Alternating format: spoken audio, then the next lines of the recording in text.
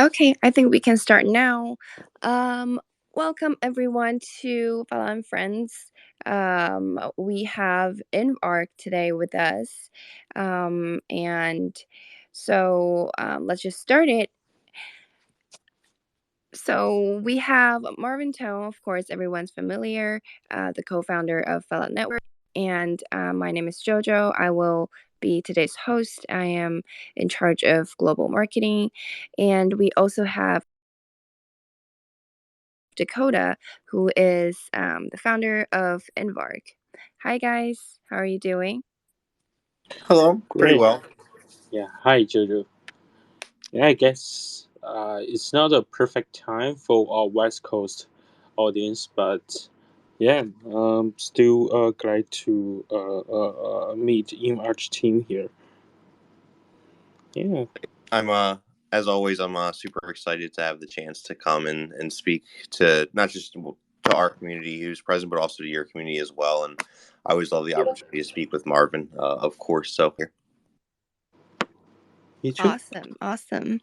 So, I think we have both, the followers from Phala Network and also new friends from InvArch. So, I'm going to have, Marvin explaining, uh, briefly introduce Phala Network for people that haven't heard about us. You know, especially Okay. yep, for people from, InvArch. Okay. For the people who haven't heard about Phala or doesn't know what we are doing, so Phala Network is a decentralized computation cloud. So it means that we are providing the off-chain computation services for the Web3 application. For example, when you build an app, you can write smart contracts as some important logic behind the backend, but there are still a lot of stuff if you want to host a user, friendly application like the front end data storage and a lot of APIs, right? So sadly, I think the current most of the current decentralized applications are still using insane percentage of the centralized services like Amazon Cloud or GCP to host a major part of the application. Our version, the Fallout version, is that we want to encourage people to use more and more Web3 services instead of centralized ones. And most of the part in that is actually what we call compute or computation. And this is the major job Fala is doing. And of course, we have a blockchain to run over the physical servers in the off-chain. The blockchain is called Phala and Kala. We have both parachains on Polkadot and Kusama. We are using the Polkadot ecosystem as the layer zero to provide the consensus guarantee for the service. So this is basically what we are doing. We are cloud. We are more like a cloud rather than a blockchain. So we are providing a cloud similar service, but everything behind this cloud is decentralized. Awesome, awesome. I hope that helped. For people that haven't heard about Phala Network. Yeah, so now we have our new friend InvArch. Hi, Dakota. Can you, briefly introduce to people that are new here about InvArch? yeah, absolutely. So InVarch is a kind of a bit of a new type of blockchain in the realm of problems that it is aiming to address. Specifically providing a solution, a decentralized solution for IP registration, IP licensing, and as a result of that, kind of redefining this data on chain, defining this data, how to manage this data, and introducing a lot of new technologies in order to achieve the overall InVarch vision. Um, so InVarch does this by, there's the introduction of some extraordinarily composable assets, in which we actually we partner with the Remark team using Remark NFTs for this. We have on-chain funding. And then something that I actually spoke about at Polkadot Dakota in New York City just a few weeks back is XCA, or cross-chain authentication, which is basically the conceptualization for plagiarism, proof of plagiarism, impossible or resistant data. So InvArch, again, focused on intellectual property, and kind of right now, whether it's the United States government, the World International Patent Office, or whichever, depending on where you're located around the world, different countries, different type of registries, centralized service providers, and InvArch aims to provide a decentralized and coherent solution, a very thorough solution, in replace of those things. And then we also have Tinkernet, which just recently won its slot auction for Kusama, and will be joining onboarding onto the relay here within the next couple of weeks. So we're very, very excited for this. And Tinkernet kind of serves as like that starting point, that square one for innovation. So it's going to be heavily focused on like NFTs as DAOs. This decentralized collaboration aspect, and then also like community kickstarting, on-chain funding, getting providing everything that's needed to get innovation, kind of like get it off the ground, get it lifted, get things going. So yeah, that's InvArch, that's Tinkernet, a little bit more about what will be going on with that as well. So yeah, just excited to share more about all of that with everyone, and hopefully that kind of gives a little bit clearer picture to what InvArch is. Awesome. Thank you. Um, and I have another question for InvArch. What is the story or background behind the project? I think for someone, um, in, that's doing, IP and patent related projects, it's pretty new, especially, for the Web3 world. I think it's I always love answering kind of questions like this, go into the background of things. So really, it all started about 5 years ago. Started out with a friend of mine. So, some background information is I grew up very, very poor. I went into foster care and stuff when I was younger, so naturally most of my friends were also very, very poor. The money was not something that was necessarily common for any of us to come across, but great ideas. I mean, we'd have them all the time. Um, but anyway, I'm sitting there with a friend, and he had an idea for a renewable energy based car, and it's just we're just sitting there and just just talking back and forth, loose talk, and but it was a really good, very pragmatic solution that he was proposing. And so after he gets done talking about it all, kind of jokingly, I told him, I was like, why don't you build it? And he answered back, and he was like, oh, I don't know how to make that.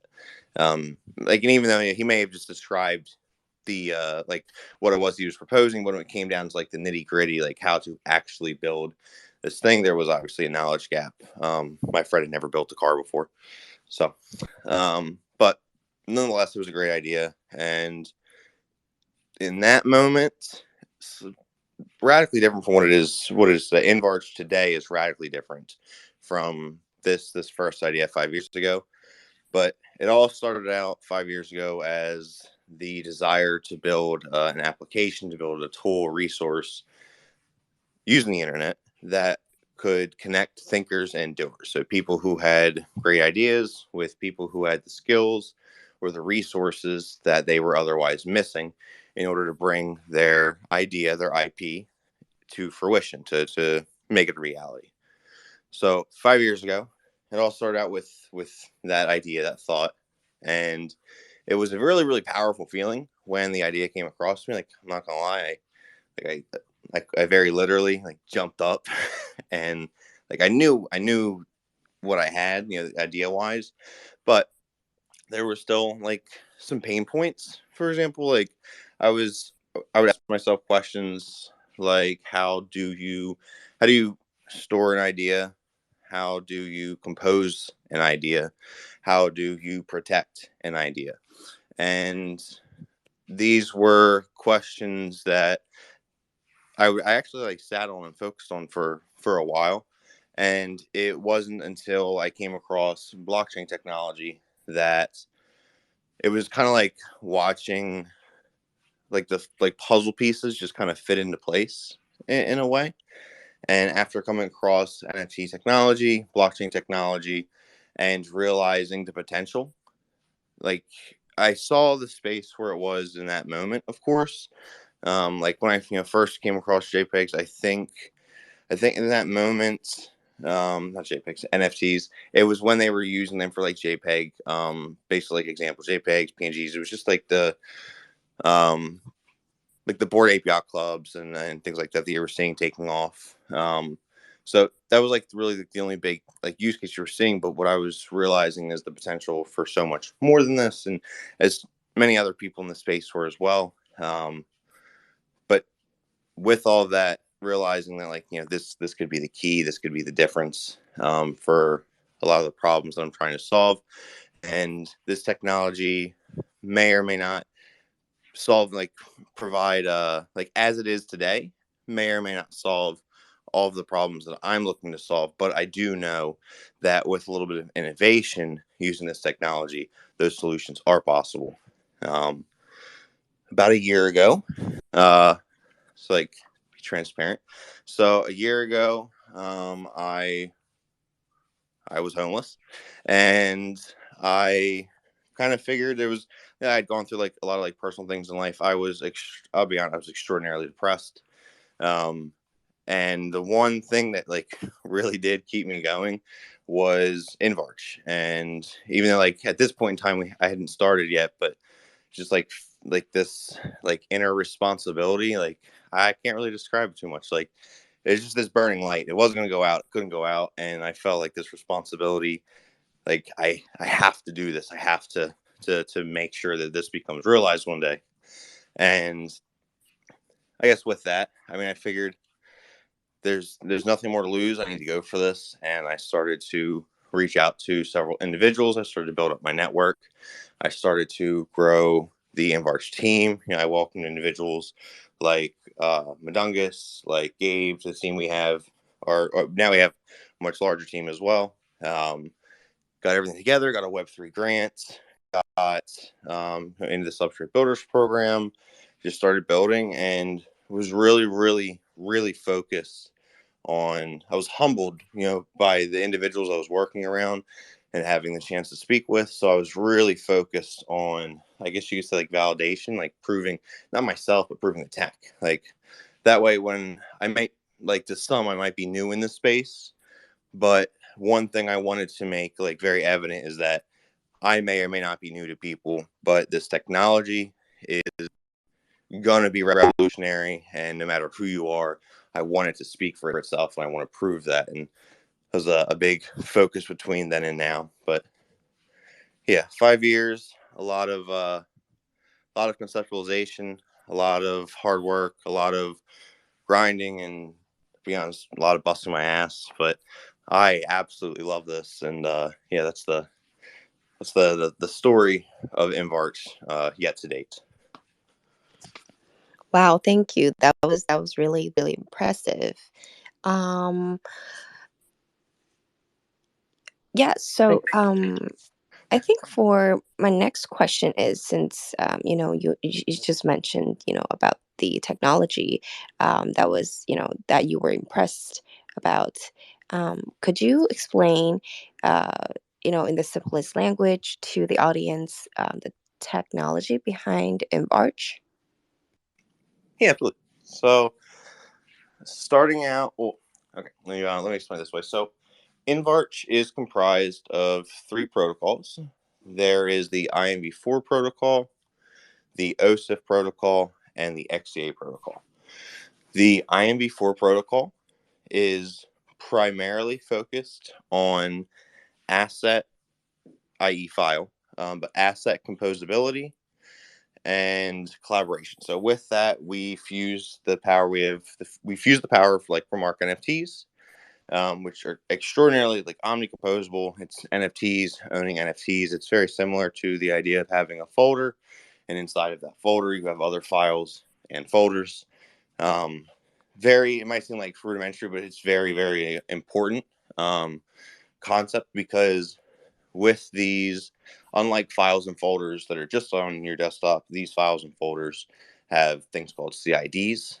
Um, And these, like a CID, is a record of ownership in a sense. And these CIDs, these records of ownerships, can be even like enhanced further, to where you could even associate your DID, your on-chain a decentralized identifier that's been confirmed. You can attach that with this record of ownership.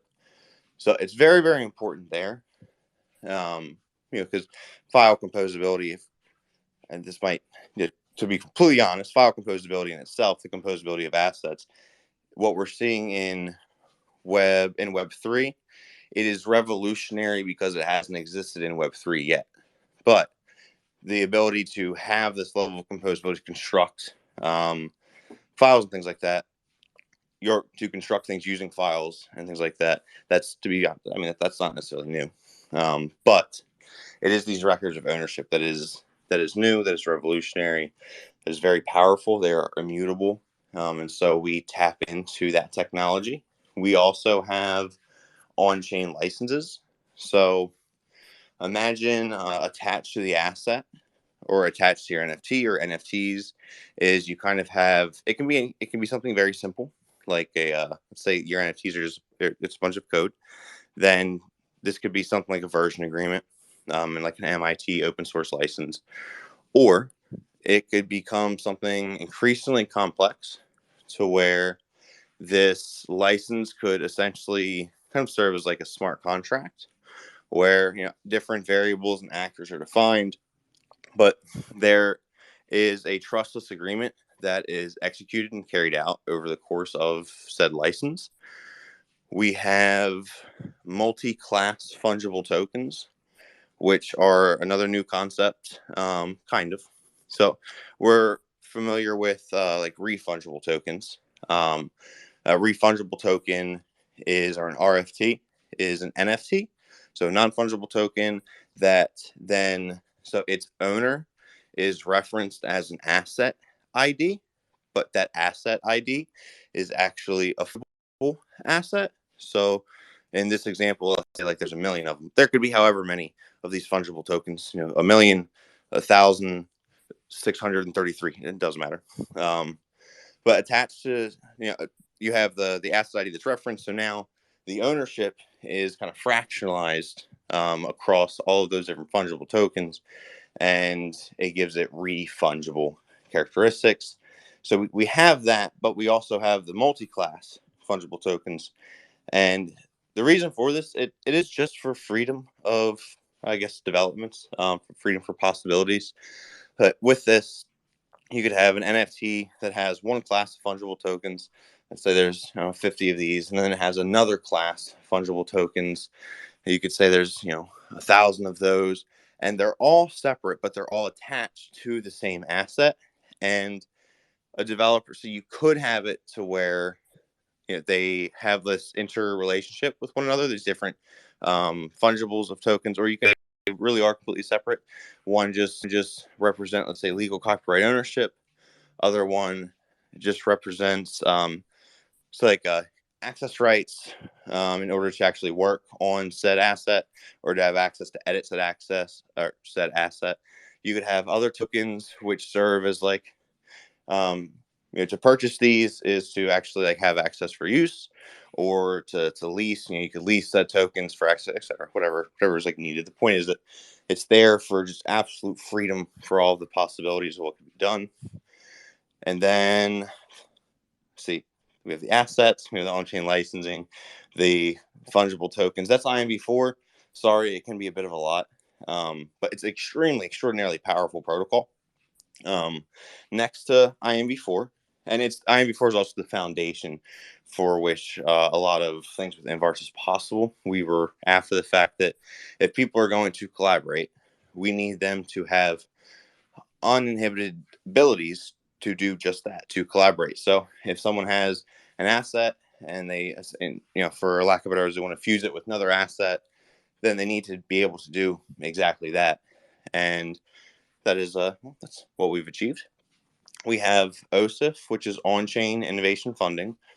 That consists of, so we have IP staking, which is yes, individuals will be able to stake the remark NFTs, but with a purpose, of course. So you stake these NFTs because, or the NFTs, IV4 assets, you stake them because they are typically supposed to meant to symbolize one's idea. So like this NFT could be anything from the actual like asset itself. It could be images. It could be code.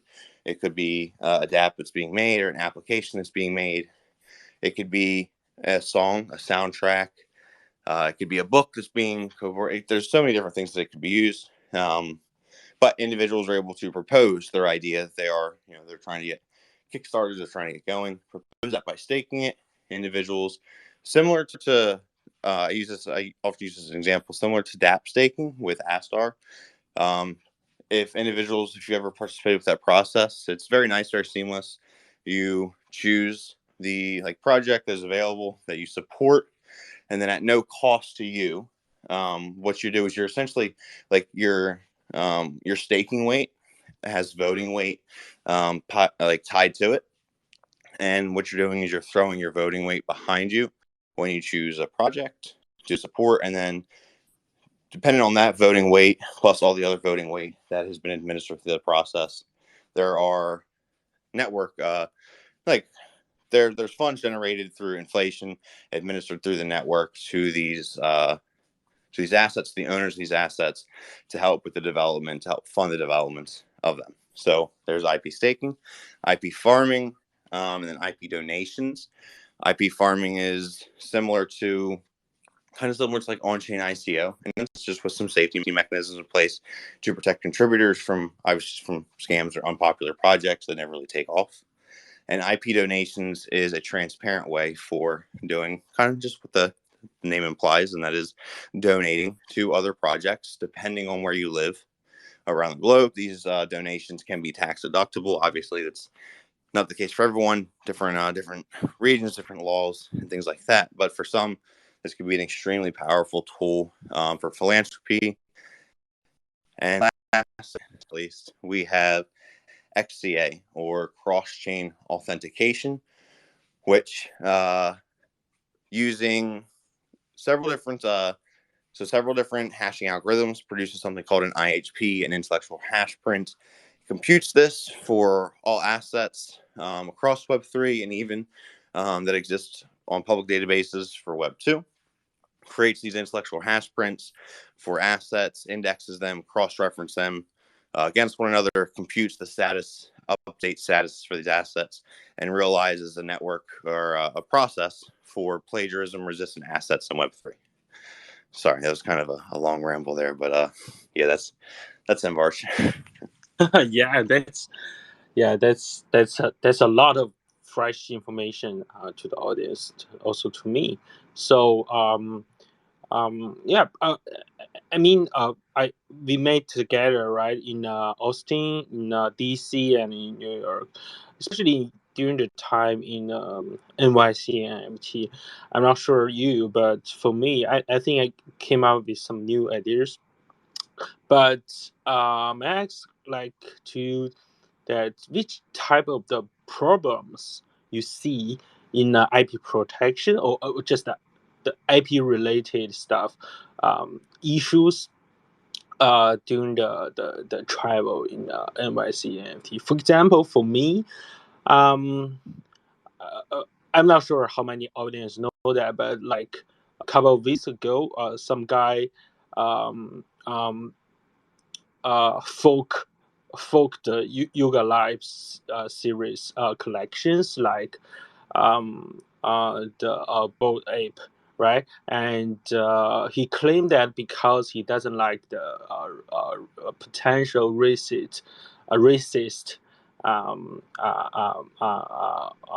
kind of toxic culture in yoga lives. So he think the membership culture in boat ape and the other related collections is very very bad. So he want to create something new, but in the meanwhile he want to keep the keep the collection how say element from the original ones. So he just how to say reorganize all of the element and the metadata from um, Bored Ape and other collections and fork them into other um, uh, another copy. And after these kind of very aggressive moves, it surprised me that all of the NFT marketplace they just deleted this new folkable collection. So they deleted the new ape and other collections. So they because all of these NFT marketplace apparently are more respect and valued, yoga labs more than some, community member. So this is a very bad move in my opinion. But sadly, it happened like all of the NFT marketplace just follow whatever Yuga Labs told everybody to do, and they just can't obey them.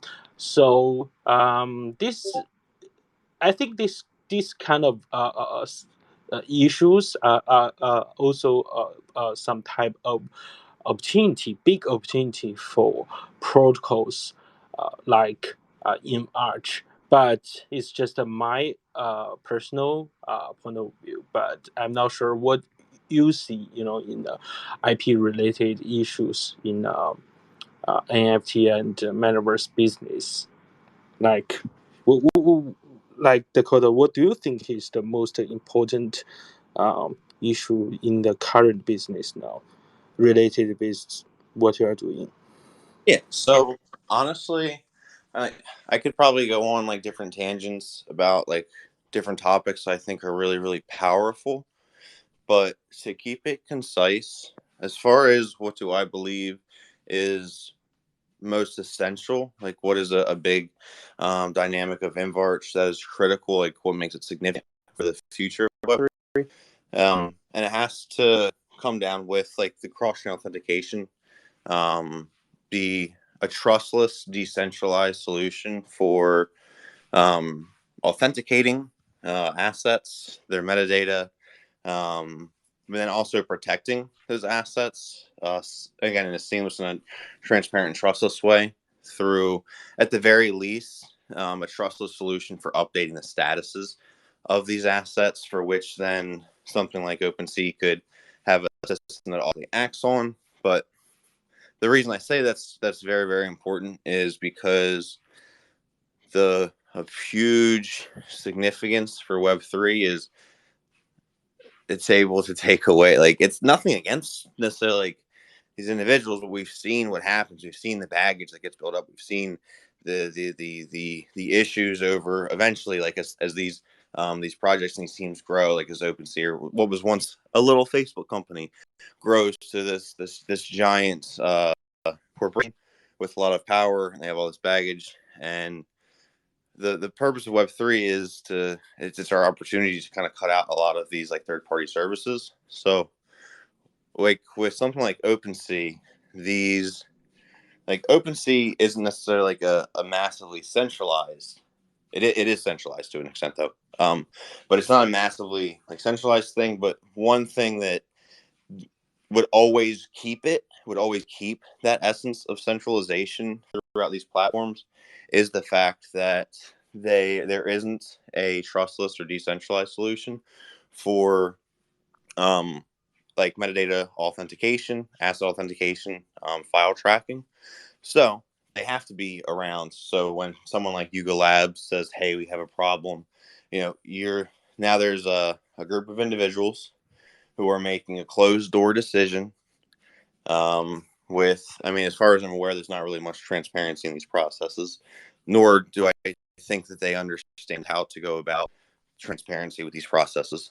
Um, so, but because of this, there's still like this huge essence of like Web 2.5 going on throughout these platforms. So I see InvArch as extraordinarily important. And right now, they are that way because they have to be that way. I'm not I don't mean to knock them whatsoever.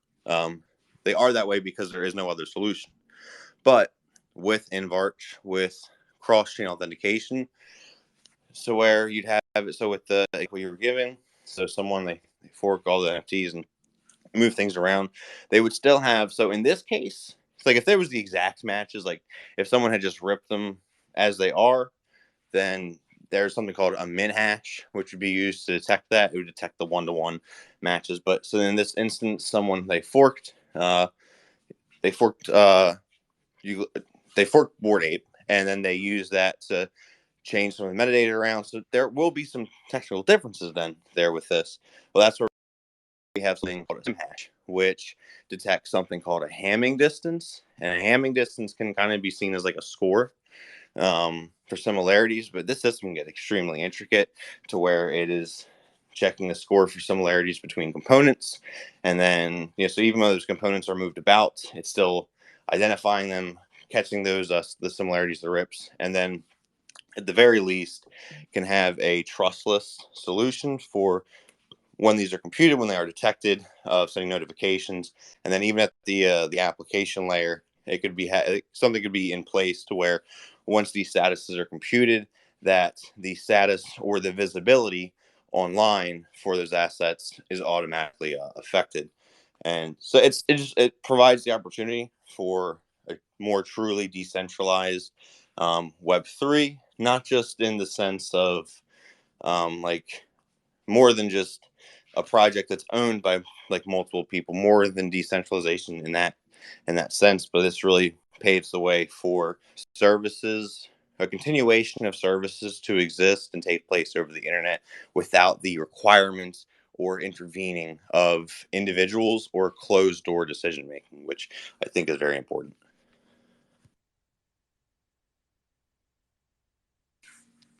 That's it. That's my answer.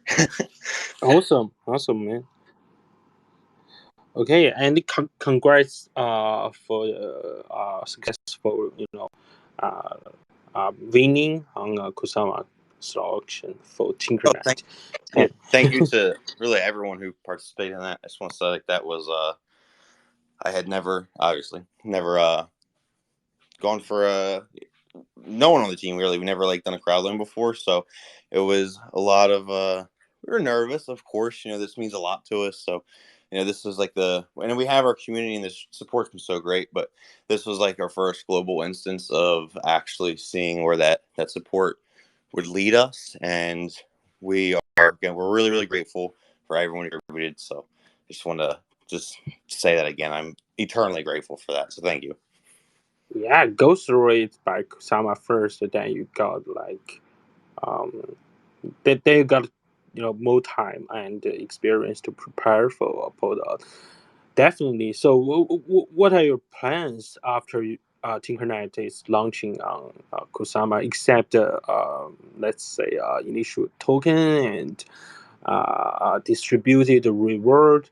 So, what will be the first batch of utility or function on Tinkernet? So, like right now, like as we speak, we're also focusing on OSIF, so to bring staking live on the platform. We'll have staking, we'll have remark palettes live, NFTs, XTA working on currently. That will probably see live go live using InvArch. But staking and file composability, like being able to mint as NFTs, that will be available NFTs as DAOs. But as far as like what's with using this technology to build on top of it, and with it then being live, I think we're being live with Osama, and as Marvin mentioned, one of the like amazing things, some of you in the audience may know, like we were at first reluctant on joining Kusama because we did not want like just a test net. So like we were really reluctant against it, but Kusama is thriving. It provides us an ecosystem where we are able to have so much more than a test net. We're able to provide that square one for not just developers, but for anyone who's kind of interested in this bleeding edge technology. It's like able to tap into all of this, and knowing that we're able to tap into that and utilize other parachains and projects that are connected to the relay. With all this in mind, there's definitely some really powerful tech that the team and I would want to start building, want to start working towards. Specifically, something. I mean, we've talked about it before in person, but one of the things that I'm really looking forward to product wise would be our called the Taoist CDK. So it's a community development kit, and essentially just providing a true Web3 solution for Discord. Um, it's a big thing that I am looking forward to, is because with technologies such as Tinkernet, with technology available on Phala, so like with InvArch and Phala technology, using Remark technology, you can even using so there's some tech from other parachains as well that are also live on the relay, and using this tech. I mean, again, someone could create a really robust. It's not just about having a decentralized Discord for the sake of having one. This is so much better, so much more powerful than Discord today. Um, to where again everything is on chain from the treasury to the roles, the admin access. To, you can even have on chain experience building, but experience points, sold by NFTs. And that you could really go nuts with all of this. It gets really exciting. So that's something I am looking forward to collaborating more on, and hopefully ultimately building and delivering for people one day. Yeah, and and I mean, from Phala, and we've been trying to explore different opportunities in games, NFTs, and metaverse, because they need a lot of decentralized computation services, definitely. So and from our perspective, we see we realize that many although there are so many very active NFT communities um, um, on other ecosystem, like the major NFT platform is all happening on Ethereum and some part on Solana, but Kusama community also have the strong. I think we have the strongest use case on the entire Polkadot ecosystem. If we separate this DeFi and NFT and games, I think NFT is actually the most active application type on Polkadot ecosystem now. So I think there's a lot of opportunity to bring to bring the entire NFT collections and the communities, many actions from other ecosystem into Polkadot ecosystem. And we have lower cost, we have better performance, we have a more solid and decentralized infrastructure. We have so many protocols running on Polkadot, so we can handle that. It means that I think there's a lot of opportunities to bring the NFT community and collections, even games from other ecosystem into our ecosystem. And speaking of that, I think uh, the IP protocol is is the key, to make that happen. Because if you want, let's say, if you want to, if a, a smaller group, or some group in a ape community, they want to have, let's say, they have they want to launch a new game, and this game, all of the characters in this game are all of the players, they they need NFT to interact, their ape NFT to interact with the players game. And to build such a game, you can't use the original board ape to make that happen. You can't use the bake. Sorry, you can't use bake to make that happen. You have to wrap it, the original bake, into another blockchain supporting bake, and interact with the smart contract in this game. And this is how I see it will happen, and I think maybe IP protocol will help a lot on that to bring the original NFT collections into a new NFT protocol standard, so that we can interact with more rich utility in games in metaverse. So yeah, this is, I think, a very important collaboration potential between Phala and the InvArch community. I like that a lot. I always love when you use the word potent as an adjective. It's like it always sounds so powerful, and I appreciate it so much. But I just wanted to say, like, one of the like other things that I think is like a good power like case for InvArch has to do with, I guess, use like clarification too. Like it's a smaller detail of InvArch and what it brings, but I think the small detail will bring a lot of clarity to individuals through like their journey through the space. And what I'm talking about specifically is with like so the on-chain licensing, like what that's doing is it is providing clarity over, for one, ownership, what that means, things such as royalties. So like today in today's world across Web3, so you have individuals like there's a lot of talk over like again like refungibility, fractionalization of ownership. But and this is from like especially when I was in New York City for Dakota, like it came up a lot actually after I gave my presentation. A lot of people like come up to me and they were like saying like good things, but like sharing like new examples that related to them. And one of the things was like when there is this fractional ownership over something, like what does that mean? Like what rights does that give the individual? Those are questions that actually almost all of the time there is no answer to, at least not on chain. Um, there is like if someone wanted like the rights, even with like the Bored Ape Yacht Club. So the thing, like what made that so powerful? You know, why Bored Apes? And it came down to IP. That was the catalyst. It was they gave the actual the legal ownership to them, and it's more than just saying like, "Hey, you got it. This is yours now."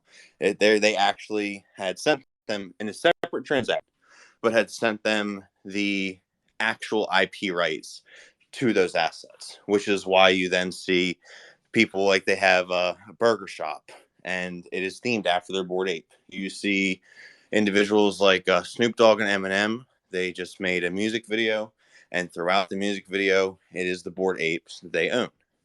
And they're able to do these things because they actually have the IP ownership. Now, most NFTs that people own, I guarantee you, you probably don't actually have any IP rights to those assets whatsoever.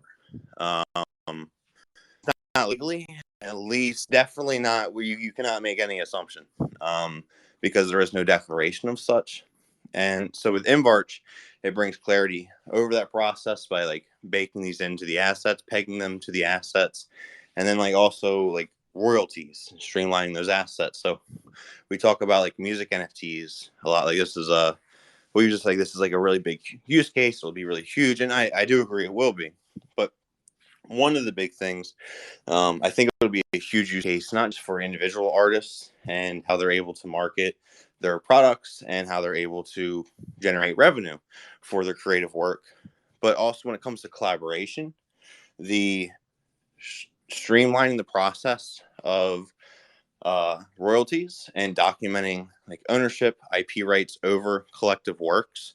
I think that'll be very, very important. So when you have individuals, it's like imagine a decentralized garage band. Individuals were contributing different WAV files. These different WAV files, depending on their category, could have different weights, or depending on like a pre agreed to agreement, could have different weights. So like vocal tracks, obviously, like they would make that more have more ownership weight than just like bass or treble, something that the producer would provide. But you have this setting to where all these individuals are able to contribute to the same song.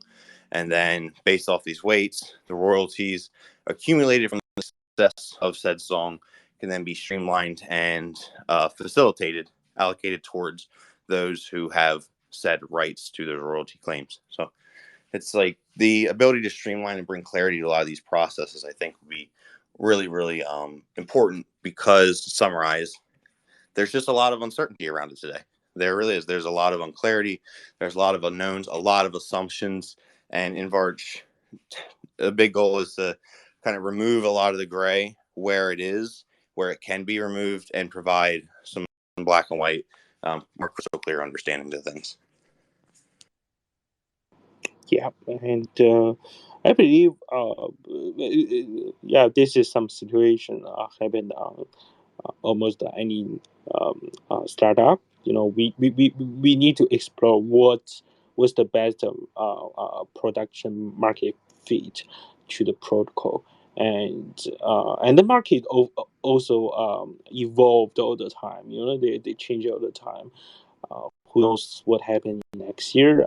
What happened? Who will be the king for Kusama or for Myanmar? So yeah, we need to I elect King yeah, Marvin. yeah. Yeah, this is so okay. We already spent about 15 minutes on that, and thanks for all of the explanation and sharing of the information. I want to leave some opportunity to our audience to hands on. So, Jojo. Yeah. Uh, Yeah, thank you so much for, all the explanations, Dakota, and, great insights from Marvin. We will open the floor for questions.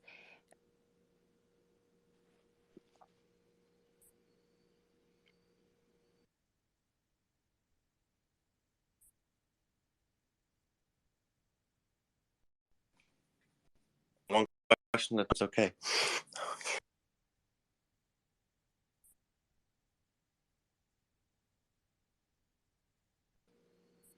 Yep, if you have a question, you can just request to speak, and I will let you, uh, you know, on the mic.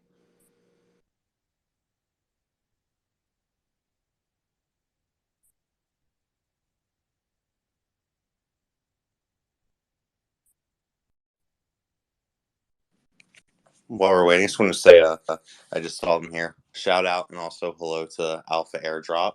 Amazing page. If you're not already following them, I recommend them. Keep you updated on a lot of stuff going on in the ecosystem, especially like Remark technology as well. But met the guys when I was in New York City. They are phenomenal. So if you haven't, if you're not following already, I definitely recommend it. Same thing for anyone who's a part of my community now, like my InvArch Tinkernet community. Anyone who is a part of kind of like things who is new to Phala. Phala is easily it's my top three. Certain days of the week, it's my number one project in the world. There's so much power and potential for it. If you're not following them, I recommend it because this space is definitely not the. This will not be the last time that you see InvArch and Phala together.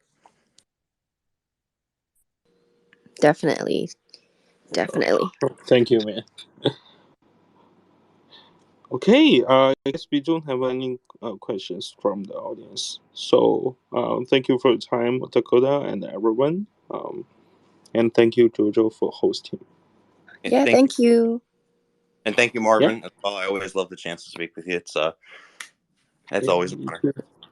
Yeah, thank you Thank you. guys for joining us today. We'll see you soon. See you Have a good soon. day, guys. Thank you, Jojo. You Good take. day. Hope everyone at Phala has a great rest of the week and does well. And I will see you all later, hopefully in person sometime soon. Me. Same to you Bye. and InvArch team. Bye. Bye.